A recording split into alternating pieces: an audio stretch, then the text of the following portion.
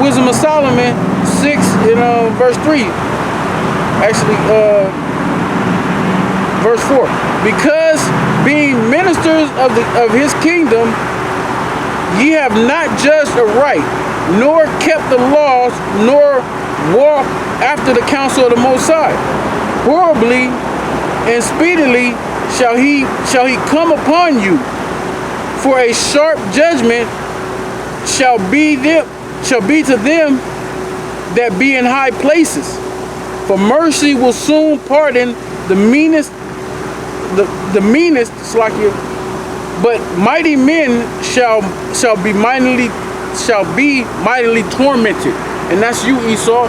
You're gonna be taken out of power, and then you're gonna be tormented for 1,000 years. But but let me switch gears a little bit to get into what happens prior to you, or previous, before you get taken out. Because you're going down economically now, but you're gonna physically go down.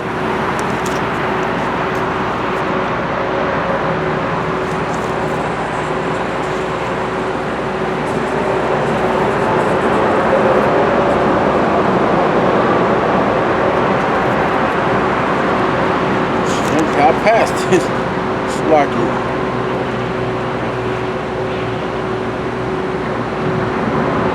So this is Isaiah 54 and 16. This is the way of how you're going to be taken out. Behold, I have created the smiths that bloweth the coals in the fire. Now your modern day smiths are your scientists that created the nuclear missiles, the silos, the warheads, the whole, nuclear missile was created by modern day smiths. The ancient smiths was someone who you went to in the ancient biblical times when you needed a war instrument. It wasn't a smith that what you think now. People say, oh, I need to go to a locksmith to get a key made, so you can have entrance, or you can prevent people from coming in a place. A biblical ancient smith was somebody when you needed to, you needed a weapon to protect yourself, or you was going to war, or someone did something wrong to you, like that movie The Revenant with Leonardo DiCaprio. He went to a smith. He said, I need a weapon. He needed to kill a man. This is what a man did to him for his son when you watch the movie. That was a smith that he went to. Someone who created a killing instrument for him. So the modern day smiths now are those German scientists and all the other scientists that help build nuclear missiles and capabilities for other nations. It says, behold, I have created the smith that bloweth the coals in the fire, and that bringeth forth an instrument for his works.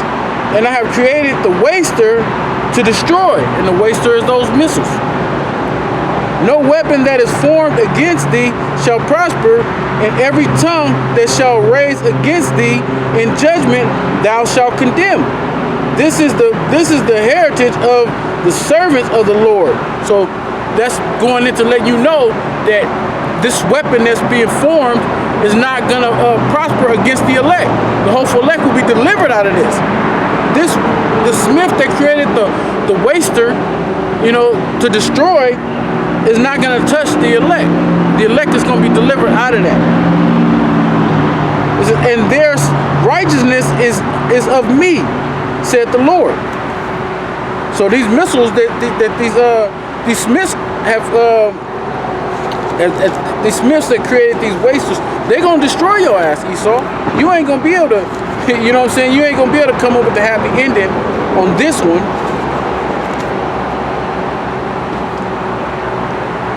This is Isaiah 47, verse 1. It says, come down and sit in the dust. The dust represents confusion. O virgin daughter of Babylon. The virgin daughter of Babylon is America. And why is America the virgin daughter? Because this is the land that's a virgin when it comes to war. This is one of the few lands that has not been a physical war in this land. It hasn't been Missiles haven't been shot over here. They haven't had an invasion. No one has came and they made war over here. Talking about another nation, you know, another so-called another country coming over here to make war. So it's untouched, like a virgin. It hasn't been fucked. Well, you're gonna get fucked. Sit on the ground. There is no throne or daughter of the Chaldeans, for thou shalt no more be called tender and delicate, because that's what the other nations call you. Because America is you know, this big make-believe land. You know, that's why they call it the harlot. You know, and the harlot got the scarlet colors on because it's lies. You know, they America. I want to go have the American dream, but it's full of nightmares. That's why you know, people come over here, they thinking they're gonna have a certain life, but when they get over here, they find out it's not what they thought it was. It says, take the millstone and grind meal, and that's what we're doing now. You know, the elect is grinding, man. Like a great millstone is a grinding instrument. We pushing this truth to grind. That's one. It's twofold. It's going to be a physical grind, but we're doing a spiritual grind right now. And it's going to lead to the physical grind. It says, uncover thy locks, make bare the legs, uncover the thighs, pass over the river. Meaning, strip this whore. Take all that off so people can see all the scars on the legs. People can see all, you know, all man, like the box is unclean. You know, when you look at a woman and she got on clothes and you can't see the impurities of her. That's why the scriptures talk about I've uncovered her nakedness. When you know a woman or you lie with a woman and she becomes your woman, you have sex with her, you uncover her, you take off her clothes, and you get to see her bare butt naked, and you get to see you know, what you would consider the beauty of her body.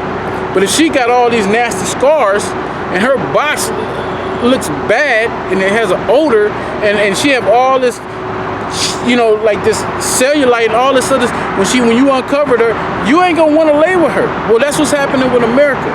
That's why the scriptures say that her nakedness shall be uncovered. That's right here, matter of fact. Verse 3, it says, thy nakedness shall be uncovered, yea, thy shame shall be seen. I will take vengeance, and I will not meet thee as a man. Speaking of Yahweh Shai, when he comes,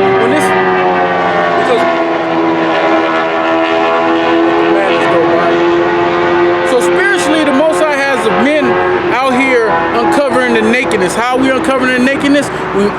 We writing all the lies that you put out there, all the different deceitfulness and how you deceive the people. Well, how do you combat deceivableness?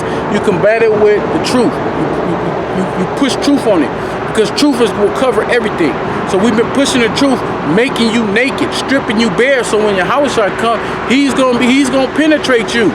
He's gonna penetrate that whore. That harlot that sits up there, he's gonna be the one that's gonna what? Lay her down, and he's gonna pop her. He's gonna humble her and take her out of her power seat, and he's gonna rule over her. That's why we can't wait for Yahweh Shai to come.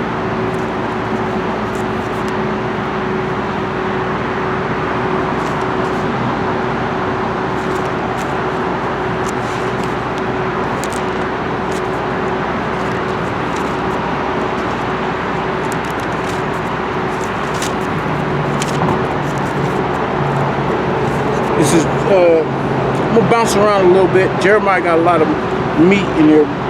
But this is Jeremiah 49, and I'm gonna start at verse 10. It says, but I have made Esau bare. I have uncovered his secret places, and he shall not be able to hide himself. His seed is spoiled, and his brethren and his neighbors, and he is not. Why? Because you're being exposed. Not only that you're being exposed by the servants and the men of the Lord, the watchmen, the Most High's the men of the Lord. You're also being exposed by your own kind. You have your own, whistleblowers. Your own people of your nation that are putting out information out there that's exposing you. Then you have the other nations that are exposing you, that are bringing forth things like, for instance, so you have ISIS, right? And America, along with other nations, are supposed to be the leaders of taking down ISIS, or terrorists, the leader on terrorism, right? And so when that whole situation went down in, I believe it was, what was it, Crimea, if I'm not mistaken, or the Ukraine, I forget exactly where it was, but ISIS was out there, because ISIS is a United States covert op, covert op.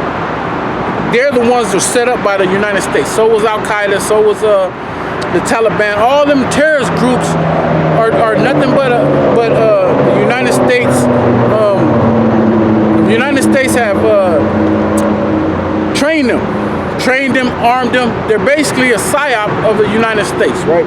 So what they do is they go in, if the United States want to invade a country or want to take down a country, what they do is they send in a terrorist group, a boogeyman, a new boogeyman, which was ISIS at this time, to go in there and to basically do a terrorist attack. So then America could come in and act like they're cleaning house, like they act like they coming to the rescue. But really what they're doing is just going in there and invading that country. And then they'll pull out that country's leader and put a puppet leader in there that's gonna do the bidding of what they want to be carried out. So what happened was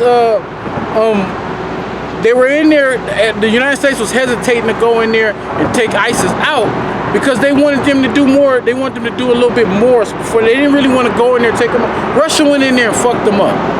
Russia basically, it's like this. I'm gonna use a scenario. I'm gonna say it like this. If you're supposed to be, you have neighborhood watch, right? And so you have let's say these houses, each house represents a nation, right? On a block, right? The first house is America, the next house is Russia, the next house is China, next house is North Korea, South Korea, or whatever, countries that are part of trying to take down terrorism, right? But let's say these houses are these nations, they're supposed to be, right, the neighborhood watch and stop burglars, stop home invasions, stop people from breaking into people's house. And so they get wind that that this house over here is getting robbed, and they're standing outside. I'm talking about all the houses, I'm talking about Russia, China, America, and all the other countries that are supposed to be fighting against, these houses being robbed. Russia's looking at America like, you're supposed to be leading this. You're supposed to be stopping this. Why aren't you going in there and the robbers are in the house right now? So Russia just looks at America, because if Russia knows America sent them robbers in that house to rob that house, because they want to take over that house. But they want to act like, they want to act like they ain't got no involvements in it, but they train those robbers, they train those house invaders, and they armed them and told them to go rob that house. So Russia takes a look at America and goes right into the house and put them down. Go down there and kill all the motherfuckers robbing that house, and then come out looking at America like, why didn't you go do that? They know why you didn't go do that, because you sent them in there. That's how these other nations are exposing you, man. These other nations are exposing America and you Edomites. Which the funny thing is, Russia's Edomites too. This is all their kingdom, and they don't even know it. That's how bad the Most High is, man. Most High got them in trick bags, man. The scriptures say, a house divided shall not stand or shall fall. So who's gonna be the main leader to take out Esau? Edomites, Russians. So anyway, back in Jeremiah 49 and verse 10, I'm gonna start from the top again. It says, but I have made Esau bare, I have uncovered his secret places, and he shall not be able to hide himself. His seed is spoiled, and his brethren and his neighbors, and he is not. Leave thy fatherless children, I will preserve them alive, and let thy widows trust in me. For thus saith the Lord, behold, they holds judgment who was not to drink of the cup have surely drunken. That's us. We drank of that cup. So guess what, Esau? That cup is going to get refilled and handed over to you, and you got to chug it. It says, and art thou that shalt altogether go unpunished? Thou shalt not go unpunished, but thou shalt surely drink of it. You're going to drink of that cup of slavery after you get destroyed. We jump down to verse 15. It says, for lo, I will make thee small among the heathen. As you are small among the heathens, especially now. Because why? Because the heathens have the same military power that you have. They have nuclear missile capabilities, and they have more than you have. You only have a certain amount of missile defense that you can shoot down nukes that come your way. But 200 million missiles, you ain't gonna scratch that surface. Ain't nothing you can do to stop those missiles that's gonna come. They gonna come and they gonna ignite, man. They gonna blow, boom. That's what's gonna happen, man. You ain't gonna be able to stop that, Esau. It says, thy terribleness had deceived thee, and the pride of thine heart, O thou that dwellest in the clefts of the rocks, because you think you're gonna escape, but holdest the height of the hills, though thou shouldest make thy nest high as the eagle, I will bring thee down, then said the Lord. So it don't matter if you have your space stations out there, you have your deep underground bunkers, your clefts of the rocks, your hideouts, you know, your whole underground cities and shit, underwater cities. Whatever you got don't matter, it ain't gonna help you. It was the Most High that gave it to you, you know, so he gonna take it away. Verse 17, and Edom shall be a desolation.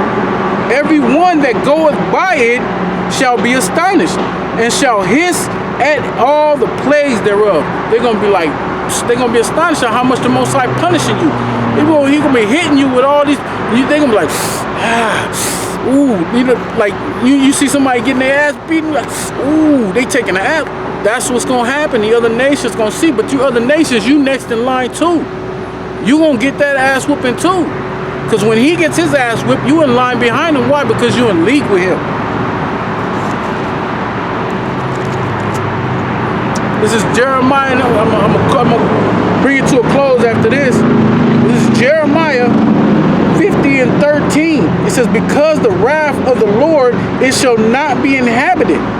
That's how you know this is talking about modern day Babylon and not ancient day Babylon, because ancient day Babylon still sits and stands with people living in that land. It's called Iraq. It says, everyone that goeth by Babylon shall be astonished and hiss at all her plagues. Because the Most High is going to warm it up. He ain't going to marinate. It's marinating right now. The Most High is going to, you know, you season up that turkey, you know what I'm saying? Before you put it in that oven. You season it, you slap it, you marinate, you put that's all the different plagues that you're going to have that's going to come on this land.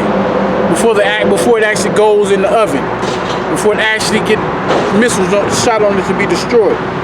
It says, put yourselves array against Babylon around about, all ye that bend the bow, all you nations that have nuclear missile capability, for she had sinned against the Lord.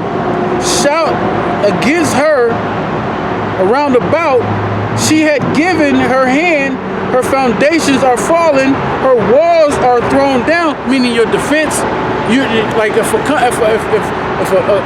land is being invaded, and they always, when whoever's coming to invade that land, they have all these different techniques and strategies to breach those walls, right? Whether they gotta, you know, throw a boulder over to you know, buy some time so they can slide up the wall with the rope, or whether they throw a long ass freaking arrows so they can slide down, depending on how they're trying to breach the wall. I'm just using examples. But once those walls are breached, you're done. It's like the harlot, the woman. Once them panties come down, guess what? You're fucked. That's what it is. I mean, these are metaphors that the Most High uses when he make that harlot naked. That you're not getting naked for nothing. You ain't getting naked to take a bath to make you clean. All this time you have been dirty. You ain't gonna remain dirty. You're not gonna be cleansed unless you're not gonna get spiritually cleansed. You're gonna get physically cleansed by the fire, by the nukes that come to hit. That's the cleansing that's coming. You're not about to take a bath, Esau. You're gonna get banged. You're gonna get gang banged by all the other nations out there that got nukes. It says, let her walls are thrown down, for it is the vengeance of the Lord. Take vengeance upon her, and she had done, do unto her. Cut the sower from Babylon, and him that handed the sickle in the time of harvest. Talking about those missiles. For fear of the oppressing sword, they shall turn every one to his people, and they shall flee every one to his own land. Talking about the other nations. The other nations going to hightail it out of here and skip out of here. Why? Because the Most High is going to have them get to their other lands. Because your other lands are going to get, you're going to get dealt with when Yahushua comes back. Because Yahushua and the angels and the elect is going to go throughout the four corners of the earth, taking the power from whoever the leaders of those land is, and putting them in subjection. So you're only fleeing to the other land so you can be brought into slavery. So with that, I'm going to bring the lesson to a close. Hopefully it was edifying for those who's able to tune in. I want to say, Kal Halal, Yahweh Bashim Yahushai, Bahashim Arakakadash, double honors to our apostles and elders of Great Millstone who lead and rule our nation, and peace and salutation to the hopeful elect brothers out there and the few sisters that's tuning in. Shalom.